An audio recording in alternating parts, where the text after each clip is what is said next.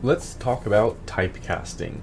So typecasting allows you to perform manual data type conversion. We're going to look at the general format for it in a second. If you want to learn about automatic data type conversion, check out the playlist link below the like button. Previous video on that in C++. The general format is going to be as follows. You'll have a static underscore cast and then two arrows pointing the opposite way. That's always going to be there.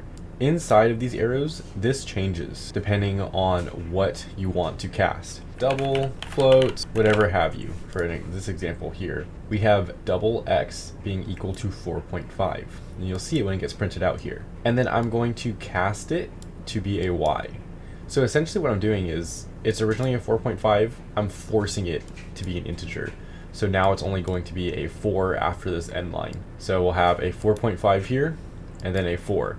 Because I am casting it to be a int. So if we were to run this, we would get 4.5 and 4 because x is 4.5 and then y is 4 because we did a static cast on it. So that's how you would use static casting. It's helpful when you want to force something to be a whole different thing, like a whole number from a double, and C++ doesn't automatically round it. If you want more C++ examples, they're in that description below the like button. If you have any questions, as always, leave them in the comments below.